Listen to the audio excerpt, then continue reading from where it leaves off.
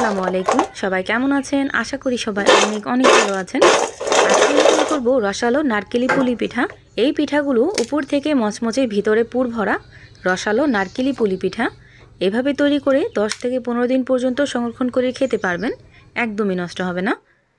আর আজকে আমি আটা দিয়ে মচমচে এই পুলি পিঠাগুলো তৈরি করে দেখাবো। আশা করছি আপনাদের এই ভিডিওটা ভালো লাগবে। এখন কথা না বাড়িয়ে দেখে নেই আমি কিভাবে এই পুলি পিঠাগুলো তৈরি করলাম।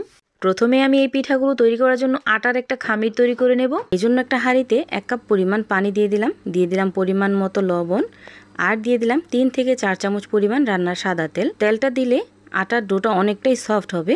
যখনই খুব ভালোভাবে বলক চলে আসবে ওই পর্যায়ে সেখানে আমি 1 কাপ পরিমাণ আটা দিয়ে দিব।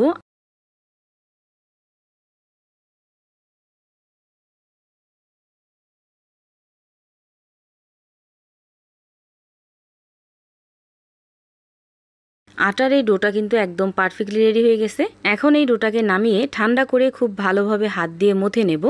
দেখতেই পাচ্ছেন এইভাবে আমি ডোটাকে রেডি করে নিছি। এখন আমি পিঠার জন্য নারকেলের পুর তৈরি করে নেব। প্রথমে আমি 1 কাপ পরিমাণ চিনি দিয়ে দিলাম, আর এই চিনিটাকে আমি ক্যারামেল করে নেব। চিনির ক্যারামেল করার জন্য কোনো রকম পানি কিন্তু প্রয়োজন হয় না, জাস্ট চিনিটা চুলার হিটটা মিডিয়াম টু লো হিটে রেখে চিনিটা গলিয়ে নিলেই কিন্তু হয়ে যায়। এই পর্যায়ে এসে আমি এখানে দিয়ে দিলাম কিছু গোটা গরম মশলা। চিনির ক্যারামেলটা কিন্তু একদম পারফেক্টলি রেডি। এখন আমি এখানে আগে থেকে কুড়িয়ে রাখা নারকেল কোড়াটা দিয়ে দিব। এখন সব কিছু খুব ভালো করে মিশিয়ে নিব। আর এখানে কিন্তু কোনো রকম পানি ব্যবহার করতে হবে না, জাস্ট একটু সব কিছু একসাথে মিশিয়ে নিলেই কিন্তু খুব সুন্দর একটা কালার চলে আসবে। এখনও যারা ভিডিওতে একটা লাইক দেন নাই, প্লিজ একটা লাইক দিয়ে ভিডিওটা কন্টিনিউ করবেন। পিঠার জন্য নারকেলের এই পুরটা কিন্তু একদম পারফেক্টলি রেডি হয়ে গেছে। এখন আমি এই নারকেলের পুরটা কিছুটা গরম অবস্থায় আমি এই রকম শেপ করে বানিয়ে নিব। এতে করে কিন্তু পিঠাগুলো বানাতে খুবই সুবিধা হবে।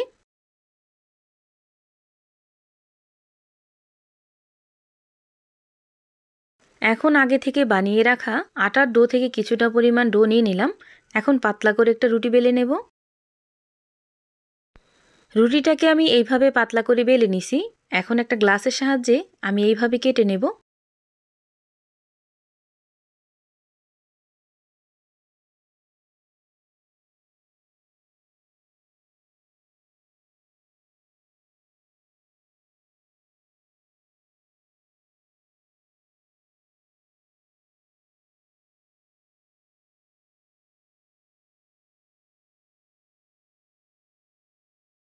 এখন আমি পিঠাগুলো বানিয়ে নিব। পিঠাগুলো বানানোর সময় অবশ্যই এইভাবে চাপ দিয়ে লাগিয়ে দিবেন মুখটা, যাতে করে পিঠাগুলো ভাজার সময় ফেটে না যায়। এভাবে আমি সবগুলো পিঠা কিন্তু তৈরি করে নেব।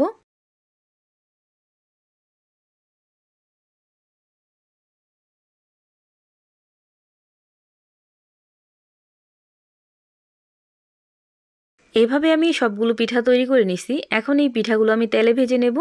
এজন্য একটা ফ্রাই প্যানে পর্যাপ্ত পরিমাণ তেল দিয়ে দিছিলাম। আর তেলটা যখন খুব ভালোভাবে গরম হয়ে গেছে ওই পর্যায়ে আমি পিঠাগুলো দিয়ে দিলাম। পিঠাগুলো সব দেওয়া হয়ে গেলে চুলার আঁচটা অবশ্যই কমিয়ে দিবেন। এতে করে কিন্তু পিঠাগুলো একদম মচমচে হবে।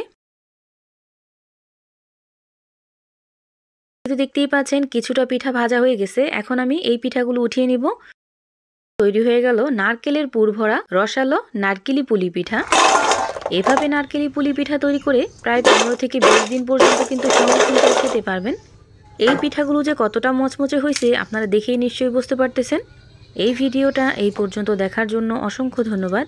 সবাই ভালো থাকবেন, সুস্থ থাকবেন। আল্লাহ হাফেজ।